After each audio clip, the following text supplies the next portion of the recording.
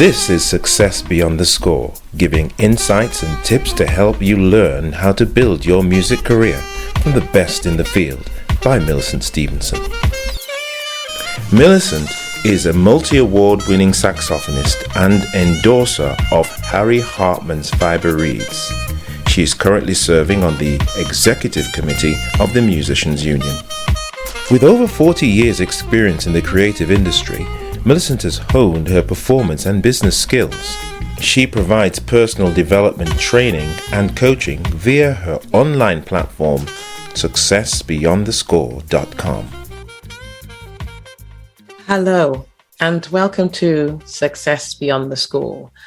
I'm so pleased that you're here. It's season 2, it's the conclusion of it, and it's my episode 20, and I'm going to talk to you about what I got from interviewing my 6 fantastic, fabulous guests. They were great, absolutely great. And the best thing is they're all from the West Midlands in the UK. I say that because the world tends to think it's only London anyone can come from, but that's not the case. We've got great musicians up and down the UK, and they all should be celebrated. What I like about my guests is that they're all full-time musicians, and sometimes there is a little bit of a feeling that you can't make it in the music industry. And that's why I invited these guests on, because they told us how they were making it in the music industry and how they earn their income and cover all their bills through their music. And that's really so close to my heart, that this is doable. It is possible.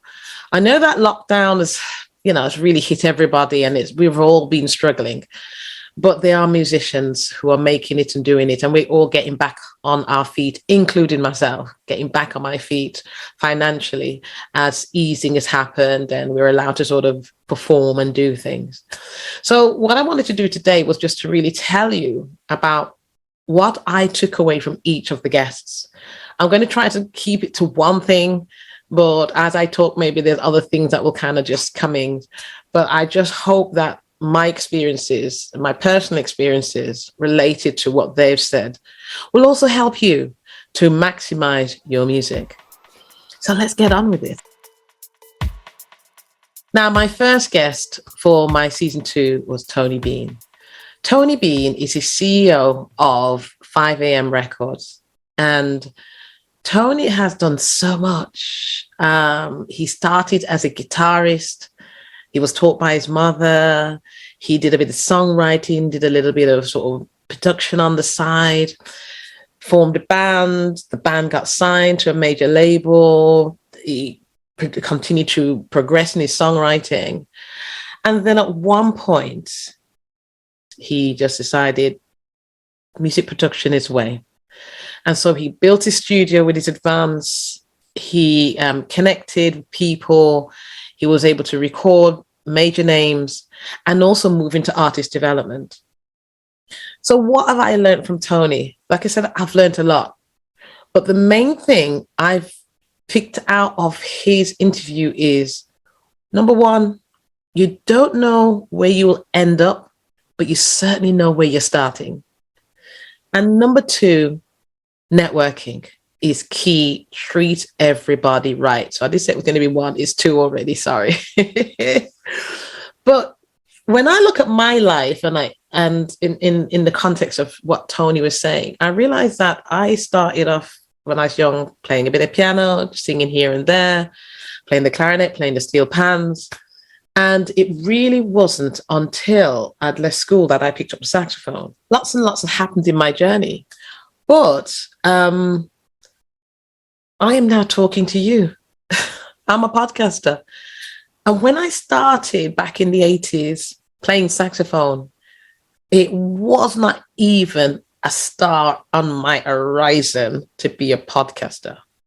It was not even in my mind that I wanted to help women get into music. It wasn't in my mind that I wanted to create learning materials that people can access online from a website called Success Beyond the Score. It just wasn't in my mind. All I was thinking about was being on stage and getting my next gig and maybe trying to get paid. So you don't know where you're going to end up, but you certainly need to have your dreams. You certainly need to have your targets. You certainly want to have your aspirations that you want to work towards and work towards them. But part of that journey is working with other people. It's other people that helps to open some of the doors. And of course, you've got to walk through them. You've got to open some for yourself. But working with people and networking really helps. When I started off in music in the 80s, I didn't know someone called Juliet Fletcher. And it wasn't until a couple of decades later that I met her. And we kept getting in contact with each other for one thing or another, working together and just keeping in contact. But a few months ago, she told me about a conference called Time for Artists. And it was a group of artists meeting together, and in the broader sense of artistry, photographers, film directors, musicians, and so on, meeting together to look at our response during this time. And when the conference finished, I got a lift to the train station. So conversations continued with us in the car. And that was it. Caught my train, came home, changed some of the things I was doing on the back of what I learned from the conference. And then a few weeks later, I got a phone call from the driver, and he said to me, I was really impressed with some of the things you were saying at the conference. And I have a contact in this particular publication, and I really think that your story would be great for them. Can I put you in contact with a journalist? Of course, you do not turn down something like that, especially if it's a publication that is really, really good. Of course, if it's a publication that goes against your values and your beliefs, you probably have to turn it down, or maybe you want to think about it. But this one just hit all the levels and the bells and everything. It worked. So yes, I had the interview last week. But my point is this: what if when I was in that car, I was misbehaving? What if I was just getting on their nerves? You know, I mean, I know I've painted that as an extreme, but what I'm saying is I was being me, and it's important to be yourself. I was being me at that conference, but it was enough that it resonated with someone for them to open up their diary and share a contact they have, with a journalistic contact, and say, here, this would be good for you. You know, because people suss you out. You know, Tony just didn't become a CEO overnight. He didn't just become an artist development person for major names. He didn't just become this prolific producer. It was contacts. It was treating people right. And he mentioned that in his interview. You know, and doors open. And then when you walk through that door, behave. You know, do your thing and still look after people and still be nice. In fact, here's a good thing from the great book: treat people how you want to be treated. You know, because if you want to be treated well, treat other people well. You know, if you don't want that, then hey ho. But that was what I learned from Tony's interview, and it really resonated with me. And I just wanted to share that with you, that where you are now is not where you're going to be. And on that journey, on your journey, you will meet people. Just treat them right. And sometimes, you know, you want to cast your bread upon the waters, because you know what? You're not looking for something. You know, you're feeding other people. You're helping other people. You know, and at the conference, I wasn't doing that because I wanted the attention. It was just that conversation was said, and I had an opinion which I thought would be helpful, and I contributed to that. You know, so sometimes in part the networking thing, it's a two-way street. It's not just about what you get and what you can take. It's also about what you can give. And I'm sure Tony gave a lot of his time and effort and the quality of his workmanship to many, many people for him to progress in music. And that's another side to networking. Don't just take, don't look for what you can get, but rather see how you can help others and how you can support others. And I'm not saying you must do things for free, and I'm not saying that you should bend yourself over backwards and hurt yourself and so. I'm not saying that, but I'm saying you just want to be that person that you're comfortable with yourself. And at some point, you never know what could happen. Now, my second guest is Louise Dengate. Louise is a phenomenal, her voice. Oh my gosh, I love her voice. But she's an agency director, music agency director. She's a choir director. She's a vocal coach. And she is so interested in stage psychology. Now, that got me straight away. I have a counseling background, so it just kind of clicked, you know? And I'm like, I just needed to know more. And I went off and did the test that she mentioned. I hope you did too. I'm not going to share my results with you because that's quite personal to me. But I think what really got me thinking is about our headspace. You know, as musicians getting on stage, sometimes there are days when I'm not sure why I do it. There are days when I say to myself, what am I putting myself through? Because I can get so anxious and palpitations and I know people say that's adrenaline, you're getting ready to, you know, do your thing and deliver on stage. Sometimes it actually hurts. It hurts my tummy. And I'm thinking, why am I doing this? But that's that side. But the other side I really wanted to go into, which is connected with that, is how we think about ourselves. And that's kind of what Louise is bringing out, the way we think about ourselves and how that impacts what we do on stage. Years ago, I was not a confident musician. In fact, I found it very difficult to do me on stage. I was constantly thinking about how to be someone else, how to be the person that pleased the audience, and what was it I was supposed to do. And if I got it wrong, I'm a very bad person. And people don't really want to listen to me. I had so much stuff going on in my head.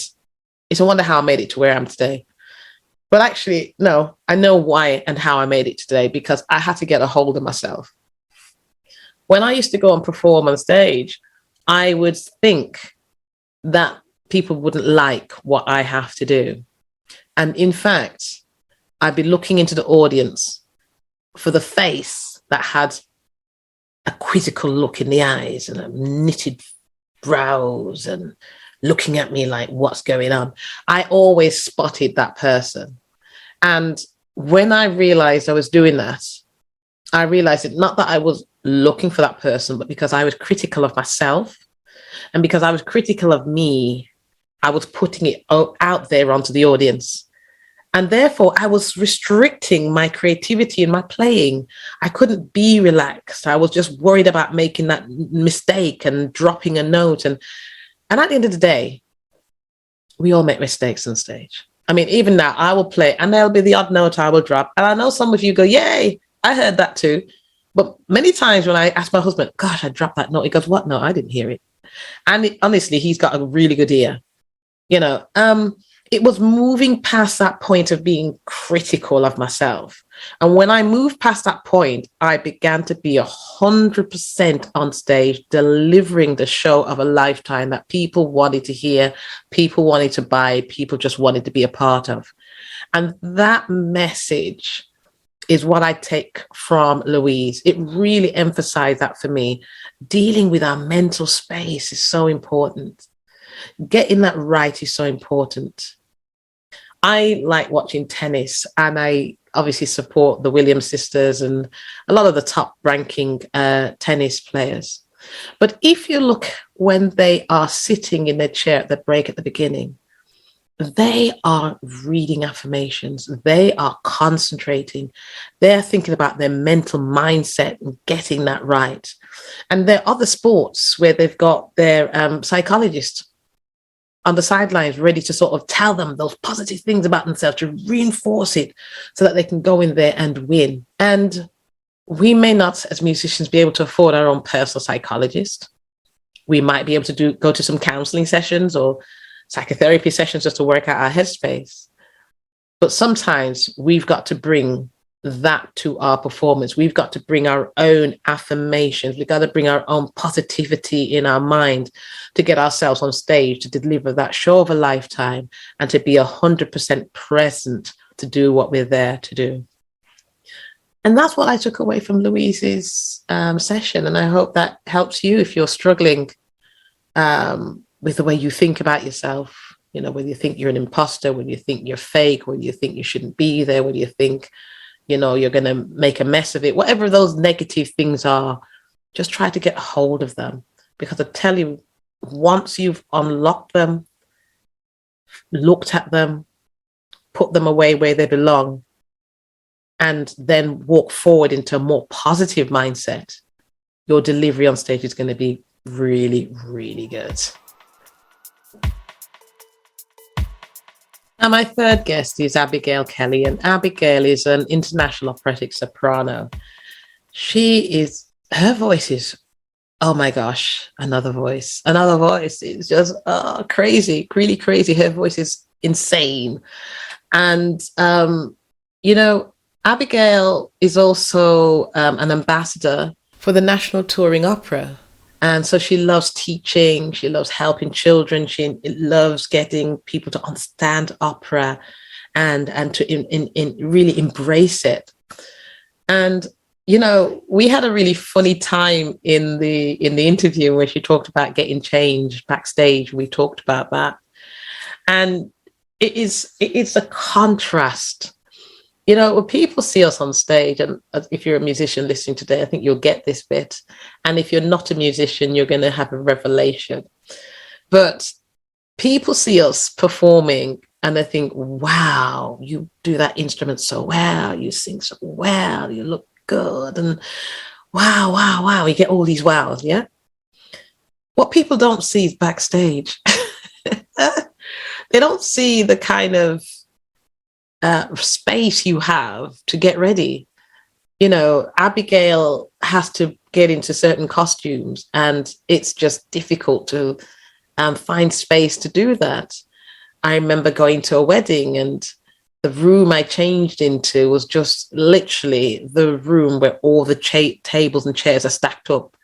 It was probably the space I had was probably about a meter by a meter square. It was not very big at all, probably a bit bigger than that, 1.5 meters. It wasn't big. It was not big. Yet I had to go on stage looking great and doing my thing. And that is sometimes a juxtaposition to being a musician. People don't see you when you've had a bad day at home, you've had an argument with your husband or your wife, or you've had a bill land on the doormat, you're thinking, oh, I'm going to pay that, or you've had some disaster that's happened, People don't see that, but you go on stage and you deliver that show and people just think your life is great. You have no troubles. You have no problems. You look fantastic. That's the life of a musician, and, when we sort of climb the ladder to our success, hopefully the backstage will be better and hopefully there'll be fewer problems. I really don't think so. I think the problems will still be there. Backstage might be better. You might get the green room treatment and people will think ahead for you, and that'd be nice, really nice. And I've had that. But the sort of day-to-day problems don't stop. So we've got to balance that, as you do with any job. You could be working in a shop, you could be a medical professional. Life is life. You still get on, you still get up and get on with it. And of course, if you're fortunate, you might have a wardrobe assistant to help you, or a makeup artist. I certainly have that for my major shows, not just jazz. I have a makeup artist and a wardrobe person and so on, because it's just so many things, because I'm directing the whole show as well. So many things to be thinking about that you have that. But generally speaking, we don't have that for most of our gigs.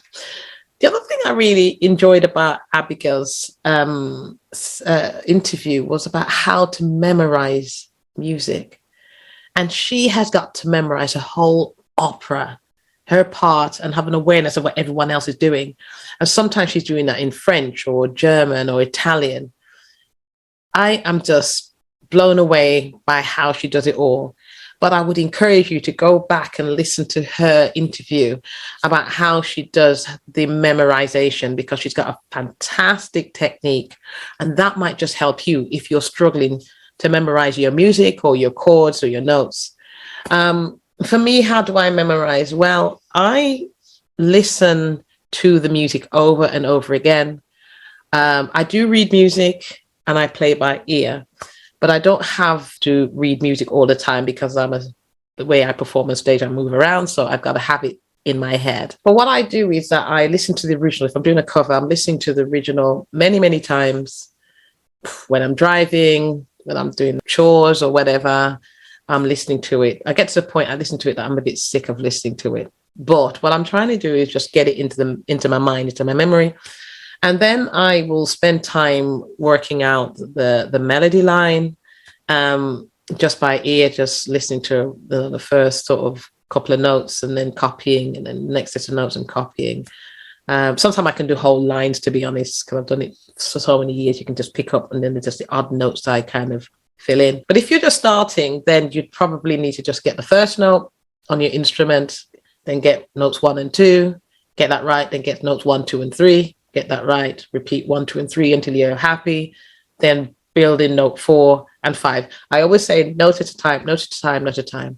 You only start to do groups of notes when you've actually got that music vocabulary in your mind. You can actually predict the notes going up and down and all that, so you can see the direction. So that's how I kind of learned the melody. And then the other important thing is the actual chords and the rhythms and the beats within the music. So, when I'm listening to the cover originally, before I even start playing and working it out, I'm also picking up on where are the chords here? What's going where? What's the drum beat here?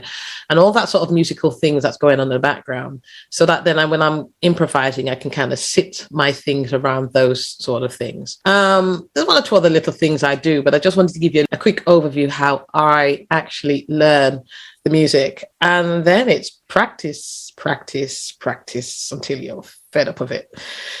And then you kind of got it. Sometimes it takes me, well, no, I shouldn't say that. What I was going to say, sometimes it takes me weeks. The truth is, no. If I've got a gig to do within 7 days, I have to learn the track. I have to learn it within 24 to 48 hours. Do everything I've just told you within 2 days, which then gives me another 2 or 3 days to relax with it and to think about the performance elements and to really be able to play it without looking at notes and get that memorized and so on. And sometimes I will go on stage with notes, but I just go on with the bits I struggle to remember. But when I've got sort of weeks to learn, it's a bit easier. Then it just becomes second nature. Once it becomes second nature, it's great. I don't forget it. So that's it. I hope that helps you. Now, my 4th guest was Anna Brooks, and Anna is an international saxophonist. She's a music arranger, director. You know what? Anna can do so much. And not only that, she's also touring. So she's touring with the Jules Holland Band. She's with the Brooklyn Funk Essentials. And Anna has 2 adult boys. And she mentioned in her interview that they have ADHD. And she mentioned in the interview that because they're at uni and they still need a bit of help, as any parent knows, children who's just gone to uni, they need help. Sometimes she's in the wings of the stage waiting to go on, and she's there wiring money or talking to them or whatever. And then she has to go on stage as though nothing's happened and deliver. And, Anna's journey started after university. She did a music degree, and then she had her children. And then when the children were young, she started her music career and built it up to a full-time career. And I think the thing that struck me with Anna is just that thing of multitasking. Sometimes that's the reality. If you're a parent and you're a musician, you've got to juggle, you've got to balance it. My daughter's bass teacher, his wife is also a musician, and he's a musician full time, and they have young children. And it's that decision about, well, who's going to have which nights to gig and what times and where, and balancing the children. And it's great if you've got family support and you've got a nanny or something like that. But sometimes it's you've got to do it yourself. And Anna was a single mother, and she fortunately had her parental support, so that helped. But that's the reality, when my children were younger, I didn't start my music until my son was in secondary. My daughter was in junior school, so she was probably about 8 and 9. My son was about 11, 12. So around that time that I felt as though okay, they're at an age where they can get to school and back from school. And I was beginning to feel a little bit ease in my responsibilities. And I felt that actually I can start thinking a little bit more about me. And so music began to become more front and center. Years before that, when I was single, music was what I did as a hobby, because I had another job in education, got married, still did my music, and until children came, it slowed down. I just did the odd thing here and there until, they were in secondary and junior school. And the good thing about it is that I kind of include my children in my music. If I'm rehearsing, they know that I need that rehearsal time. If they've got their instruments, I help them with their instruments. And when they were old enough to kind of just sit still and not wander off and behave, then I thought, okay, we'll bring them to a gig. They used to get a bit restless at first because, mum's on stage doing what? I just want to go and do what have you. So, that was a bit distracting for me, I've got to admit. It was very distracting for me because I'll be there about to go on stage and I can see them looking bored or wanting to wander off. And I'm thinking, you're supposed to sit in that seat and not move. That's kind of hard, You can't always be giving the evil eye to your children from stage. It just doesn't work. The audience is like, what's going on? So, yeah, I didn't find that worked, bringing them. They did come to 1 or 2 gigs. So I had to arrange with my husband just to kind of keep them while I did my thing. But as they got older and they kind of understood what I was doing and they liked what I was doing, they were able to come along and sit in the audience and enjoy and support me, which is nice. And eventually they got to an age that they were able to sort of help out. My son was able to help out with my PA system rather than me thinking about running down to turn knobs. He could do that. My daughter was quite good at doing other things as well. And that kind of worked out for us. But that's not always the case. You may not have children interested in music. You might find that you haven't got family support and you want to do your music and you're single. What do you do? And it is sometimes thinking about slowing it down, which is what I did when my children were younger. I just slowed it all down and thought, okay, I can't gig out on a Friday night or a Saturday night anymore. So let me see if I can find something in the day when they're at school. But if you're a full-time musician, obviously you've got to get the money in as well, haven't you? So you've got to think about, how can I still earn from my music when I've got a child? Got to look into things like songwriting and sync licensing and music libraries, and maybe teaching in the daytime rather than teaching in an evening when the children need your support. Or, if the child is really young and you've got someone who can look after them for 2 hours, maybe you can teach for 2 hours while your child's in another room with someone. And it does come down to trust and making sure that your child is with someone you trust, that they're looked after. And so you're not having to worry about that. Because as a parent, you do worry. I do worry. I worried if my kids were at my parents' house, thinking how they're getting on all right there, my mum's not losing it. Oh dear. But we do worry, and that gets in the way of our playing. And then at some point you have to think, well, actually, my child is there and I'm here and I've got to work. So let me focus on my work, get it done. And as soon as I finish, I can make that phone call to check in on them. Or as soon as I finish, I can get back to them, because it is tough. And I don't think it's any different to any other job. As a parent, if you had a job, I don't know, in engineering, or if you had a job working in a local shop or whatever, you probably still have the same sort of wonders and worries about what's happening with your child when you're working. And as a musician, it's no different. But it is about looking after our mental space. It is about making arrangements that our child is comfortable so that we can be comfortable doing our thing. And sometimes just thinking about what other work we can do. Some musicians sometimes do another job whilst their music takes a little bit of a backseat so they can pay the bills. And then as soon as they're able to have the right childcare things in place, or the child goes to school, then they can pick up back their music and do that. I was watching Beyonce's concert on Netflix, and you see at the end when she's with her children, and it's good that her husband looks after her children. Of course, she's at a level where she can have a nanny and someone that looks after her children, or pair. But we don't have that. So it's these different ways what we have to think about how we do our childcare, how we do our family setup, so we can do our music. And if we do it right, we are happy. If we do it wrong, it's a nightmare. But my heart's there for you. I have been there and I know how difficult it is. And I hope that, you know, as your child or your children get older, you are able to do more music. And that's what I did. As my children got older, I was able to pick up more and more music until they were at a level where they could look after themselves. And also, when you have a family as a musician, our job is it's sociable for our customers and clients, but anti-sociable for us as a musician, because we are often asked to perform at a time when our family would be at home and we're not there with them.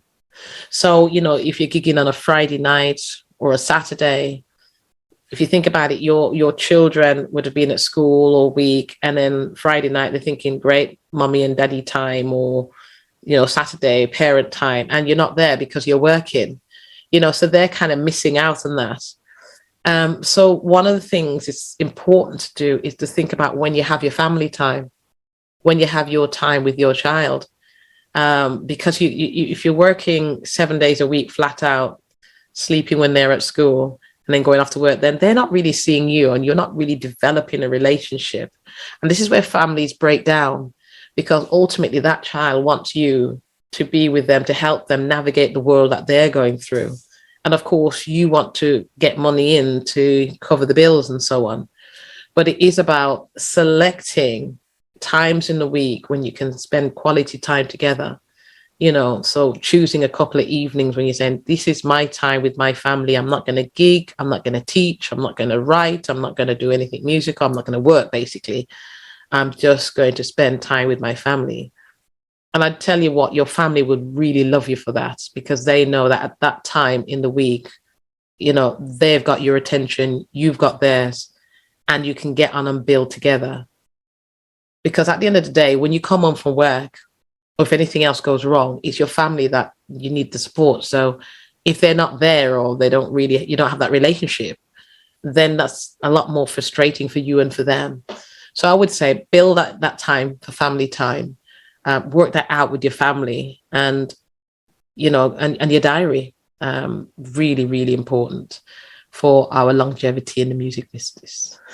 Yeah, so for me, what I did is I started teaching from home. Oh gosh, it's been a few years now. Lockdown, I've done it online. But my teaching times tended to be from 4 o'clock to about 7 o'clock, because that's when the children come from school and they want lessons. And that really was my family meal time. So I had to sort of in the daytime plan the meal, cook it early so that my family could eat whilst I was working. And then I had this thing about, should there be cooking smells when people are coming to my home for teaching?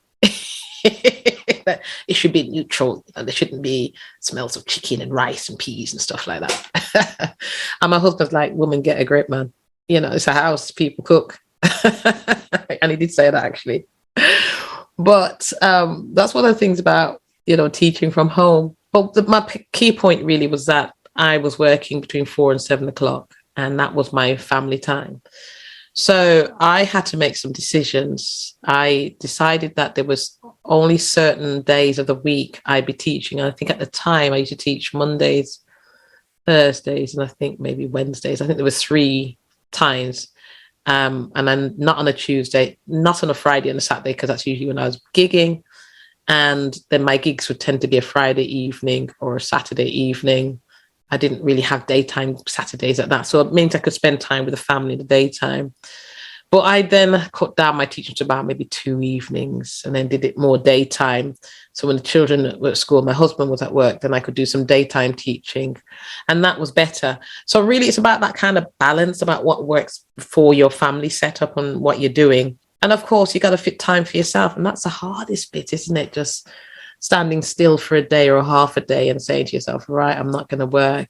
I'm just going to binge on Netflix, or I'm going to go for a walk, or I'm going to exercise, fitting in exercise, you know, all these things that you've got to do, because it's just a big juggle when your job expects you to perform, as a musician at those times when it's usually the time other people be using for family or for exercise. We've got it the other way around. So plan, plan, plan. Now, my fifth guest was Dan Whitehouse. Dan is signed to Reveal Records. He's a singer-songwriter. His voice, his lyrics are so deep. They are so illuminating. He was touring a few months ago, and I went to his concert. And I was just so taken away by his take on things. And really provocative. You should listen to his music. One of the things I was talking to him about in his interview, which came out about the inner artist, and I said to him, how do you get in contact with your inner artist?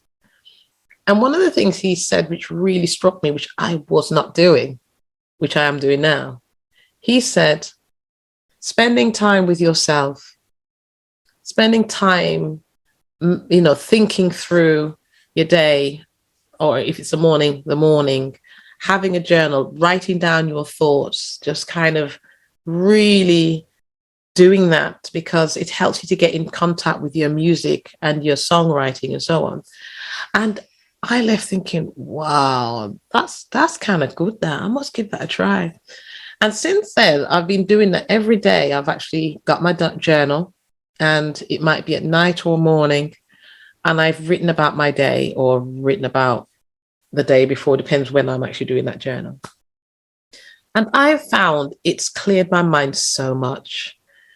I've had a journal off and on all the way through my life, but I sometimes give it up because I can't write as fast as I can think. And there's lots of things I'm thinking, and I just can't get it into the pen in my hand. And so I just give it up. But what I found, having listened to Dan, was to just take my time. Take my time and write. Take your time and write. And that's what I did. And it really helped me to clear my mind up. And if you haven't done it, I'd really encourage you to try it. Try it for at least 2 to 3 months. And you think it's a long time. No, you really need to kind of get into the habit of it. And, you don't have to write loads. Dan was saying you don't have to write loads, because there's some days I probably write about, 10, 20 sentences. Sometimes I'm really pushed for time, it's 5. Sometimes I write 2 to 3 pages of notes. Just really depends what's happening. But it really helps to clear my thinking. It really helps me to breathe, to actually put what I'm thinking on the paper, on the page. And at some point, not right now, because I've got a few other projects I'm handling, I'm able to look back and grab some nuggets to write my songs, And I would encourage that for you. If you're just finding that you're not getting that time to really think through your music, have a go at journaling. You don't have to do it because you want to be a songwriter. Do it because you want to unpack your soul. You want to unpack what's in your mind, on your heart. Get it onto the page. Obviously, put it away somewhere private and secret if you're saying stuff about the family. You don't want them reading it. Maybe you want them to read it. I don't know. But it's really, really worth doing. And I'd encourage you to do that. It certainly worked for me, and it's been so helpful. Thank you, Dan, for that. Absolutely thank you. And the book you write in doesn't have to be anything expensive. Where we are, there's a shop called Poundland, and everything's £1. You can get an A4 exercise book lined. It'll do. But of course, if you want to buy yourself something really nice, treat yourself in a fancy pen, go for it. Some of you prefer to just type it into your phone or a tablet or whatever. If that works for you, great. I don't do that because obviously you're getting that blue light, and I know you can get filters and stuff, but I just want to get away from technology and get back to engaging with the page and using my hand. So have a go at that and see if that works to get to, and if that's more creative for you, or if the technological thing works, go for that too. And my sixth guest is the international Ruby Turner.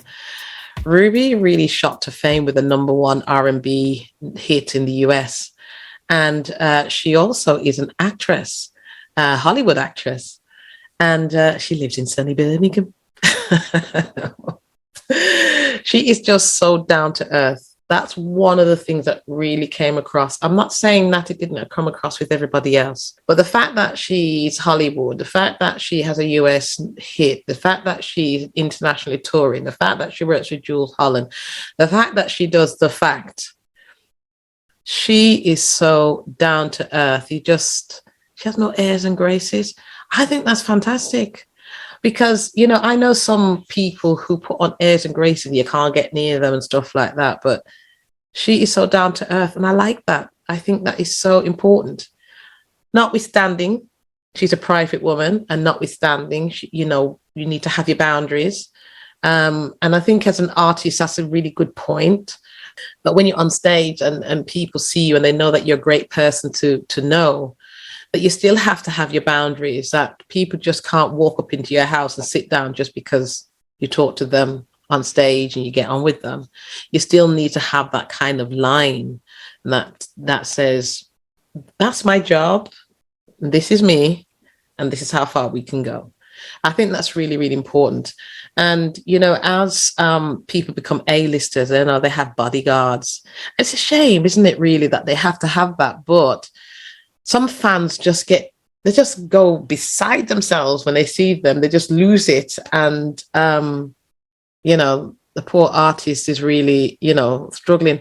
I remember watching, there's a YouTube clip of Celine Dion. There's a lady that comes on stage, and the security guard was going to come up and take that girl off stage, and Celine was like, okay, no, I'll handle it. And Celine handles it. And at the end, Celine sort of collapses on stage when the lady goes off, like, whew, what have you? And then she gets up and she does the show.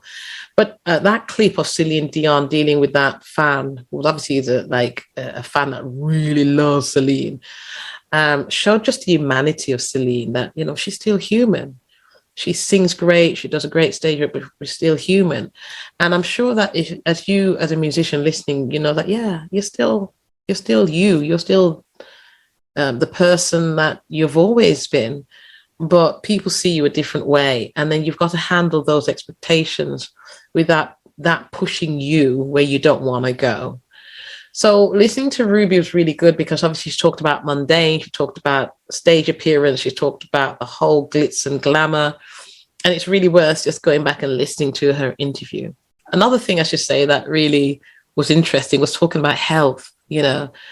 Some of you already know I wrote the article for the Musicians Union called The Journey of a Menopausal Musician, because that's the stage I'm at. So it was really good chatting to Ruby about that and dealing with her thing where she'd be having her flannel on the on the piano so she can just mop the brow when she's having a hot flush on stage or whatever. That was just so funny. But, as musicians, we are human. We will have health challenges. The menopause is a natural stage for every woman, and that will happen at whatever time your biological clock says it has to happen. It's going to happen, and you will have different symptoms. You won't have the same as me. You might have the same as me, but you'll have different symptoms. But as a musician, we've got to cope with that. Okay, so if you're male, you may not have that. Disclaimer: at the time of this recording, according to the NHS, men do not have a menopause, but they experience symptoms related to other concerns. But you might have other health challenges. You might have a kidney function. You may have a joint problem. I know a lot of guys are used to lifting their PA equipment in and out of the van and stuff, and then you get a slip disc or something, and then you've got to perform, and you've got to think about how else can I do this. So health challenges happen, and I just found that really good to chat to Ruby about that, because at her level, doing what she does, she's coping with it, and I had to look at the ways I coped with it. I can go on stage with my fan. I'm just trying to see if it's nearby. It's not nearby, but I have a little fan that I have, and I pop it on a music stand. And so if I get a hot flush, I just press my little button, and I'm getting air, and that's just making things better and cooler for me so I can do what I've got to do. I have a flannel, which I go on stage with. Not necessarily this one. I have a black one. This one's green. But I go for black because if I have to mop up in any way, then the makeup isn't coming off and the audience seeing all that makeup coming off. But also it's dabbing, if you're going to mop sweat, don't rub, because it just takes all your makeup off. Just dab, just pat lightly just to get that removed. And that really works quite well. Sometimes I've bought an extra outfit with me to a gig. So I'm thinking if I'm going to have a hot flush, I'm going to get really sweaty. I've got something I can change into afterwards. Or you can arrive with your sort of, smartly dressed jeans and what have you, so you can actually set up your equipment, change, put on your performance clothes, and then change back at the end. Sometimes it's arriving a bit early to the gig so that you can settle in, you can do your sound check, you can look after yourself, whatever your body needs. You can make sure certain things are in place if you've rang ahead to have certain things put in place to help you do your performance. Sometimes if you're, say, diabetic, you got to think about, depending on the type of diabetes you have, you've got to think about when to take your injections or your tablet. You've got to think about when you're eating. You've got to think about that rest that you need. You might have gynae problems, so gynecological problems, let's say it properly. And so you've got to factor in when you can sort of go and look after yourself, when you can go to the loo, to the break and stuff like that. One of the things I had was fibroids, and that was a whole thing about how am I going to look after myself for a gig and how long is this set? And sometimes as well, even I'm teaching, and I was teaching at a school, I got to think about when can I have my break so I can do what I need to do so I can be comfortable. And, this is just the real thing. Some of us might have joint problems in our fingers, or if you're a violinist, you're going to have neck problems, shoulder problems. And you've got to think about, well, how do I make myself more comfortable to play? And of course, if the health challenges get so much, you then have to think about how long you have in this particular career as a musician. And it's kind of a sad thing to say, but every career has its length and time. But sometimes you have to think about the retirement element of it if the health conditions are going to get in the way, and work towards the next thing rather than waiting for things to come to a head and then you're suddenly left and not sure how you're going to pay your bills. So that's the end of my season 2. I hope you really enjoyed it. I've enjoyed sharing the information with you. I've enjoyed interviewing my guests. Listen, if you've not had chance to go through all the episodes, or you're just coming to me now, season 2 consists of 20 episodes. Please do check them out. There's also season 1. Season 1's not on YouTube, but you can get season 1 on all the other platforms, iTunes, Spotify, and so on. So do go and check them out. And while you're waiting for more from me on Success Beyond the Score podcast, please check out 10 reasons why they will pay you before gig day. It's a free gift from me to you that you can get. Or there's another free gift called 25 Secrets of the Successful Gigging Musician, Singer, Rapper, and Spoken Word Artist. All you have to do is go along to www.successbeyondthescore.com/free gifts. And you can download either or both of them. Looking forward to seeing you soon. Bye for now.